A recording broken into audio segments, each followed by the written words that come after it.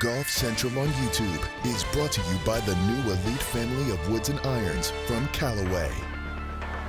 And hello again, and welcome, Rich Leonard. Pleased to be alongside Brandel Chambly and Mark Rolfing. Nice to have the sun on our face, the famous lodge at our back.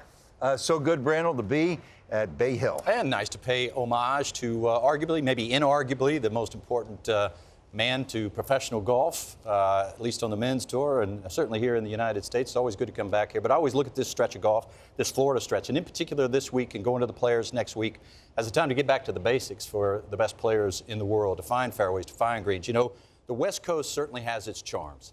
It's beautiful. You got Stillwater Cove, you got, I've heard you say this on the air, Pailolo Channel. That's correct. Right? Pailolo Channel at Maui. It's beautiful, right? And then you got the levity of the HM Phoenix Open. You got serenity and you got levity out there. But when you come to the Florida, when you play the Florida stretch, you got intensity and you got adversity.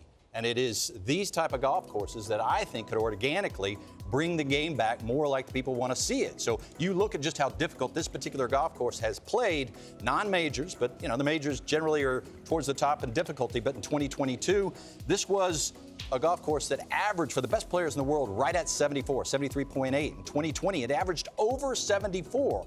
So when you look at this golf course, and maybe tour players don't like it, but again, in an organic way, it holds them accountable for the miss. So what you have here, but I'm going to get this in more detail next week at the Players Championship, that golf course, Players Championship, and I would argue that this one does as well, the winners average over 300 yards off the tee, far less than they do in the major championships, where everybody's talking about how far players hit it. Only 3 times at the Players has the winner averaged over 300 yards off the tee, going all the way back to 1982. This golf course, because of the thick rough, because of the doglegs, because of the tall trees. Now, architecture geeks out there, they frown at that. But if you want to test the best players in the world and organically bring this game back, this is what you need, and that's why I love being here this week and next week. I absolutely love it myself. You know, I used to be able to sit here and say that the Florida swing was the toughest swing in golf on the PGA Tour. I can't say that anymore because last week was not all that hard at PGA National. In fact, it was not really very hard at all when you get right down to it. But these 2 weeks, as you're talking about, are just an incredible test. They are the most comprehensive test of championship golf on the entire PGA Back-to-back weeks. Back-to-back weeks. And Bay Hill is a great, you know, prelude to the Players Championship. It's a really important championship of its own. It's Arnold Palmer. It's all those things. I just absolutely love these 2 weeks. Yeah, Rory said a couple of years ago, this is more like a U.S. Open in terms of the way it plays, the way it feels. There's a good article, PGAtour.com, by Cameron Morfitt, is a wonderful writer.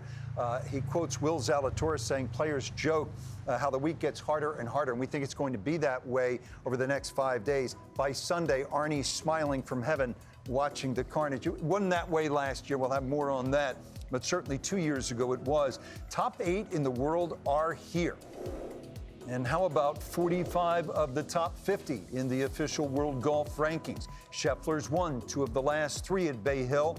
And of those top 5 that you see in the world, Rory and Ludwig Oberg have already won signature events in 2025. Well, the PGA Tour, as our pal Paul McGinley likes to say, is trying to get on its front foot, shift the narrative. With more, we welcome in Todd Lewis. Todd?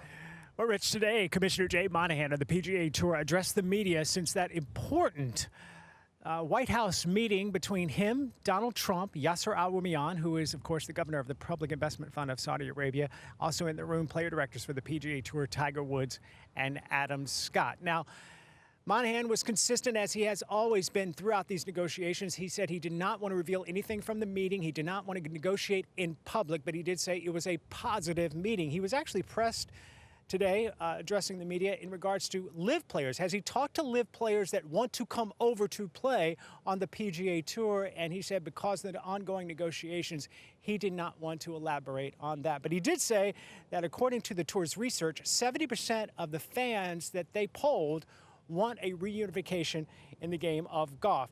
I asked Commissioner Monahan, what catalyst does Donald Trump add to these negotiations? And he said, first off, he's a huge fan of the game. His willingness to bring both sides together really changes the dynamic. And he said also, quote, I don't think we would have the cadence or be in the position to get a deal done if not for the president, and I'm very thankful for him. Now, is there a scheduled meeting, once again, maybe at the White House, between all the important figures. Monahan said there is nothing scheduled right now. Of course, this week here at Bay Hill, next week at the Players on the PGA Tour, and on the LIV side, they have a tournament this week and next week as well. Rich? So we're still wait and see on a deal. It's been that way for quite some time with the better ratings and so forth, at least of late. Does the PGA Tour believe, Todd, they have a little bit of leverage at the moment? Well, they're not saying that, but if you heard Jay Monahan today talking about PGA Tour notes for 2025, you kind of get the impression that the Tour is in a very good position. Monahan said that right now, due to their Fan Forward initiative, where they polled thousands and thousands of fans, that they are off to a strong start. They have double-digit improvement in ratings this year with network partners. There's a higher level of engagement on social media and on other platforms as well. The corporate partnership perspective has really been a positive for the PGA Tour in 2025. Monahan revealing that in the last 3 months, north of $400 million of new revenue has been committed by corporate sponsorships. We saw that in part last week when Valspar re-upped as the title sponsor in Tampa, and this week 3M re-upped as a title sponsor in Minnesota as well. And according to Monahan and the PGA Tour, there are more announcements to come, maybe even next week. And you consider that in regards, in combination rather, with the innovations in the broadcast, the Friday cut line. This week, you're going to have more player-caddy interaction, more data during the broadcast. Also, the acknowledgement of what Full Swing is doing, what TGL is doing, broadening the audience, making it younger. Right now, the PGA Tour feels like it is having a very strong first quarter. All right, Todd, thanks. And tomorrow on Golf Central, I will be joined on set by PGA Tour Commissioner Jay Monahan. Discussion that will touch on all of these big topics. Latest on potential deal with the Public Investment Fund, issues surrounding pace of play, fan engagement. 5:30 p.m. Eastern Time tomorrow on Golf Channel. Brando, what do you think of what you heard? Well, look, I know LIV got a few of the stars, but I would argue that the PGA Tour is holding all the cards. I was very suspect of the ratings that I saw last year and the year before because they weren't measuring connected TV. They weren't measuring devices. They weren't measuring your iPad. They weren't measuring your phone. They weren't measuring social media interaction. They weren't, in general, measuring how people were consuming the game. So these were antiquated systems of measurement that were showing that the game was down. If you retroactively go back and look, the game was up 20% last year, 13% the year before. The numbers this year, and they started now measuring connected TV devices, of course they're up. So the game, it made no sense to me that it was bursting at the seams everywhere else. Couldn't get into a club, can't get a tee time. Everybody's talking about golf. More women are playing golf, more juniors are playing golf, more minorities are playing golf. It was bursting at the seams, but the professional game was down. None of that made sense to me. So when I hear people say, and with all due respect to the polling numbers, that 70% want to say that the game needs to be reunified, I would say, when has it ever been unified? If you go back and you look, the best players, first of all, have always played sparingly. Let's go back to 1950. Ben Hogan, after the accident, only played a handful of times over the course of the year. The two best players in the world at the time might have been Bobby Locke and Peter Thompson. They didn't play the PGA Tour. Jack came along in '62. He played so sparingly that he never qualified for a Varden Trophy. Never once had enough rounds to qualify for a Varden Trophy. Never mind, he had won 9 of them. So Jack played sparingly right up until 80. From 80 to 96, guess where the best players were in the world? They weren't on the PGA Tour. They were in Europe, and they played sparingly in the United States. From that period, 80 to 96, the players in Europe won 10 of the 16 Masters tournaments played. 97 comes along, 96 comes along, Tiger Woods plays. He's played sparingly in his entire career. So when you say we want all the best players together playing as it was before, it's never, ever been that way. I suspected the ratings would be up this year. The ratings are up this year. So again, I look at the PGA Tour and I'm like, well, you're holding all the cards. Do you really need an alignment with LIV? You go look at LIV last year, their most important tournament, their year-end event, finished on network TV on the East Coast in prime time. 50,000 people watched Jon Rahm win that. More people watch pickleball. They're not buying what LIV is selling. Nobody is. It's a poor product. Nobody's interested in it. It turns out all those players that they say can't galvanize support, can't get people to watch. Turn on TV, though, and there's Campbell winning. People are watching. Last week, Heisman won. People are watching. Ludwig Oberg. By the way, the PGA Tour has a pipeline, okay? The PGA Tour University and Accelerator Program, we got Oberg, We got Clanton. We got Gordon Sargent. We got a pipeline developing stars for the PGA Tour. Where's the pipeline for LIV? It's on life support, hoping that there's a deal coming.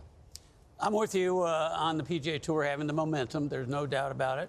I like hearing all the eyeballs that are watching the PGA Tour and the young players that are coming up. And there's everything I like about it except one thing. I don't like it when we start talking about the money and how much corporate sponsorship we're taking in, because I don't think the fans really care about that. And I really think in the end, that's not a battle that we're going to win with LIV Golf. So if you're on the side of the PGA Tour, I would tend to stay away from that a little bit. It is important to remember, Randall, I think one thing here. There is a difference between reunification and one global tour. I've heard two different things, to talk about reunification, to talk about one global tour. Jay Monahan said one global tour is, the goal.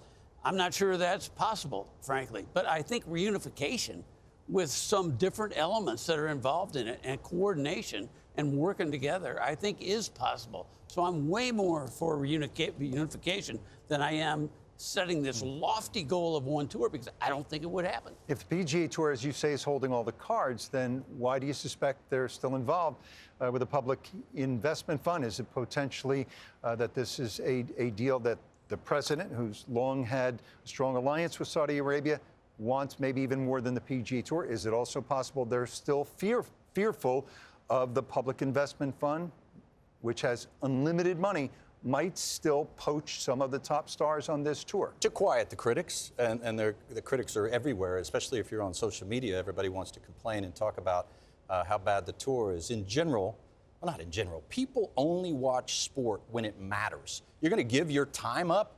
The sport better darn well matter.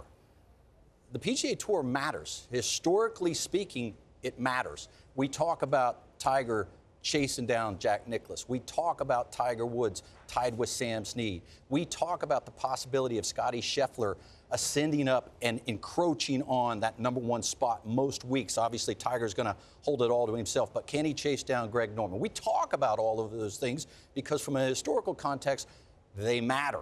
I don't know that anybody else is talking about the Saudi-backed league with the same sort of reverence. And look, as it relates to President Trump, when he got elected, I certainly thought that it was inevitable that there would be some partnership between the two tours. I would argue golf doesn't have many better friends, if any better friends, than President Trump. He loves the game. I don't know anybody that plays more golf than President Trump and loves to play with good players. So along the way, he's played with many of the players that went to LIV, knows them, talks to them. Of course, amongst them, Bryson DeChambeau. And I'm sure they're saying, we'd like to get back. No doubt they want to come back.